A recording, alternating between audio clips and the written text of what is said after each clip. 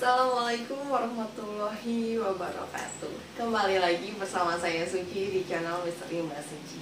Apa kabar sahabat Misteri Mbak Suci?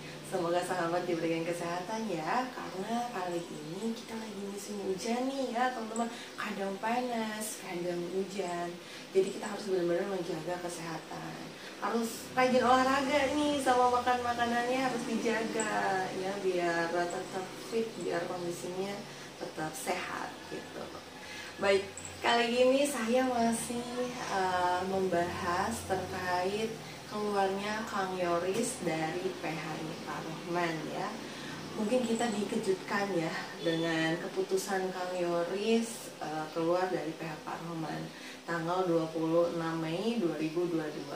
Pada saat itu kita flashback ke belakang, bulan Desember 2021 kita dikejutkan juga oleh Kang Yoris ketika Kang Yoris keluar dari PH-nya ATS dan bergabung dengan PH Pak Rohman ya, tanggal 24 Desember 2021. Oke, kita lihat di sini ya, bersama-sama cuplikannya.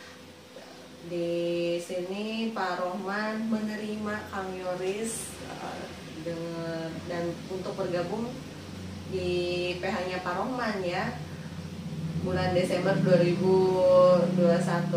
Nah, kita dengarkan bersama-sama pernyataan Pak Rohman. Kita lihat cuplikannya sebagai berikut.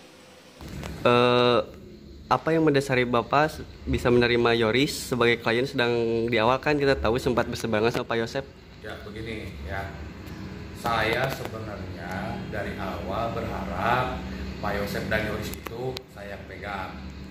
Saya masih punya bukti tanggal 23 Agustus 2021 itu saya pegang surat kuasa. Kuasa itu ada 3 pada saat itu, Pak Yosep, Ibu Mimin, dan Yoris. Karena saya bilang dari tadi bahwa kondisi kemarin sejak 18 Agustus itu ada kondisi yang memanfaatkan. Ada yang tidak ingin Pak Yosep dan Yoris pada saat itu bersatu lah. Karena saya yakin kalau Pak Yosep dan Yoris bersatu, mungkin penanganan perkara ini jauh lebih mudah. Jadi pertimbangan kenapa saya menerima, karena bagaimanapun juga Yoris itu adalah anak Pak Yosep, ya kan? Ini kan sudah dari awal Pak Yosep itu meminta Pak Rohman sekalian juga didampingi Pak Yorisnya. Tapi karena ada yang memanfaatkan pihak-pihak yang tidak bertanggung jawab, ya akhirnya seperti ini. Setelah menjadi polemik dan pro kontra, kemudian juga Yoris sadar kalau ada di kubu sana mungkin kondisinya juga tidak baik, mungkin terseret-seret juga dengan permasalahan yang ada di sana, ya akhirnya Yoris mengambil keputusan untuk bergabung dengan bapaknya. Saya pikir itu hal yang rasional. Oke, barusan kita sama-sama mendengarkan dan kita melihat pernyataan Pak Rohman ya dari cuplikan tadi ya teman-teman. Dan yang pertama, sesuai harapan Pak Rohman ya, Kang Yoris dan Pak Yosep bisa bersama gitu ya, bisa bersatu gitu kan di satu lawyer yang sama. Karena sesuai dengan bukti surat kuasa yang sudah dipegang tanggal 23 Agustus 2021. Namun karena adanya tindakan seseorang yang menginginkan ya, yang tidak menginginkan mereka bersatu, maksudnya mereka itu Kang Yoris dan Pak Yosep ya tidak ingin bersama. Akhirnya masalah jadi rumit dan miss gitu ya Pak Yosep dengan Kang Yoris pada saat itu. Dan yang pertanyaan yang timbul dari kami ya, yang dimaksud Pak Rohman nih, orang yang dimaksud Pak Rohman itu siapa gitu ya. Mungkin dari teman-teman juga bertanya nih, siapa nih yang dimaksud Pak Rohman nih saat itu gitu kan, sama dengan apakah orang tersebut sama dengan orang yang mungkin membuat Kang Yoris akhirnya memutuskan keluar dari PH-nya Pak Rohman dan berpisah kembali dengan Pak Yosep gitu kan, tidak satu lawyer. Kita tidak tahu ya teman-teman, karena itu yang bisa menjawab dan yang bisa menjelaskan nanti dari Kang Yoris sendiri gitu ya. Lalu Dengan bersatunya Pak Yosef dengan Kang Yoris, menurut keyakinan Pak Rohman, akan mempermudah kasus ini segera terungkap gitu ya. Tapi sekarang Kang Yoris berpisah nih gitu loh, nggak bareng lagi nih sama Pak Yosef gitu kan.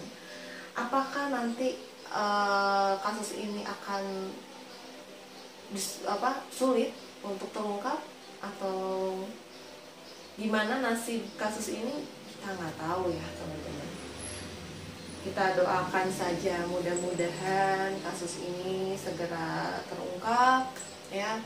Mudah-mudahan semuanya berjalan lancar gitu kan, dilancarkan gitu kan ya, dari tim penyidik maupun tim pihak kepolisian pun juga segera diberikan titik terangnya gitu ya.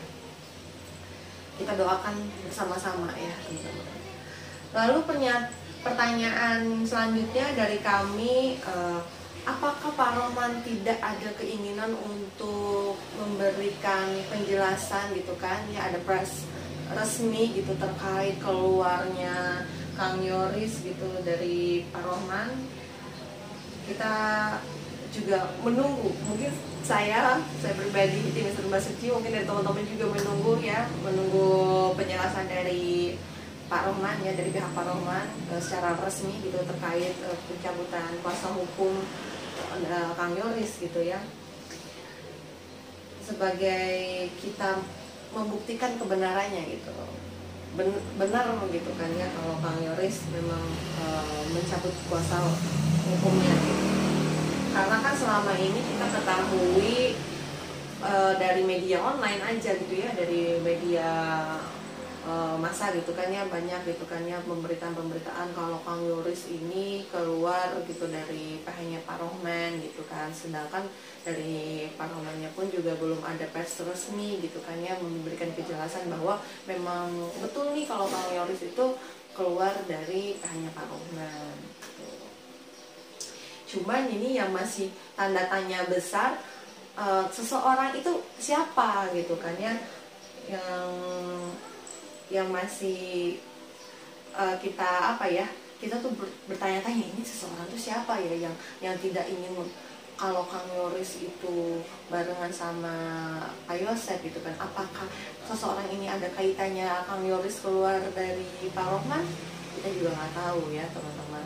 Terus juga apakah seseorang ini yang tidak setuju kalau Kang Yoris mengaktifkan kembali yayasannya gitu kan, kita juga nggak tahu nih teman-teman, karena belum ada penjelasan yang resmi juga gitu kan dari Kang Yoris sendiri gitu ya.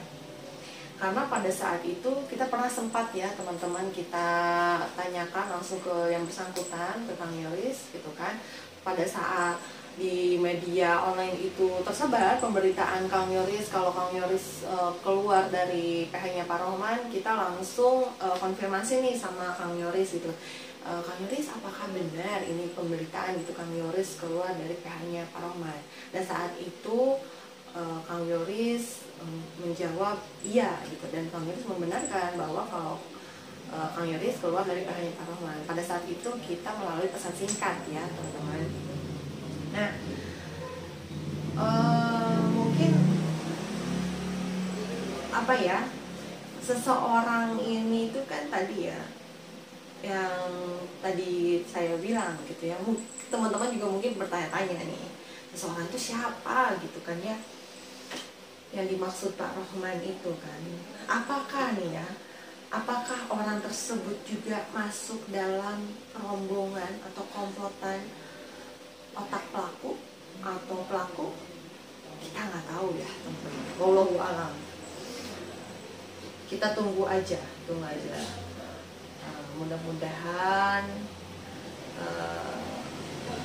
Mudah-mudahan sesuai dengan apa yang kita inginkan dan semua orang inginkan ya, kasus ini segera terungkap gitu. Apakah seseorang ini juga tidak menginginkan kalau kasus ini terungkap? Kita nggak tahu juga ya. Kita tunggu aja. Pokoknya kita tunggu gitu kan. Semoga pertanyaan-pertanyaan yang tadi saya sampaikan ya mudah-mudahan nanti ada jawaban gitu kan, dengan berjalannya waktu gitu. Kita belum tahu waktunya kapan, mungkin nunggu waktu yang tepat gitu kan baru bisa terjawab gitu kan. Karena tragedi Jalan Cagak ini kan sudah jalan 10 bulan, udah mau 1 tahun ya teman-teman gitu. Biar apa? Biar kedua almarhumah juga segera mendapatkan keadilan, lebih ikhlas lagi, lebih tenang lagi di alam sana gitu kan ya. Nah, keluarga yang ditinggalkan juga mendapatkan keadilan kayak gitu kan. Untuk warga-warga sekitar di TKP juga biar mendapatkan kenyamanan, tidak resah lagi gitu ya teman-teman. Nanti kita doakan bersama-sama khususnya untuk pihak penyidik dan tim kepolisian ya, agar tetap semangat mengawal kasus ini gitu kan ya. Tetap pokoknya semua diberikan kesehatan ya buat bapak-bapak polisi yang mengawal kasus ini. Mudah-mudahan mendapatkan titik terang. Oke teman-teman Misteri Mbak Suci, terima kasih banyak yang sudah support, yang baru gabung, terima kasih, salam kenal dari saya ya. Kita sebelum tutup video ini, kita alangkah baiknya kirimkan Al-Fatihah buat kedua almarhumah Ibu Tuti dan Amelia ya.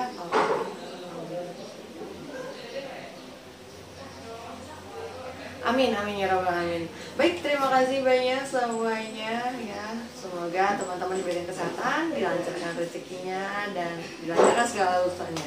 Saya Suci pamit undur diri. Wabillahi taufiq wal hidayah. Wassalamualaikum warahmatullahi wabarakatuh.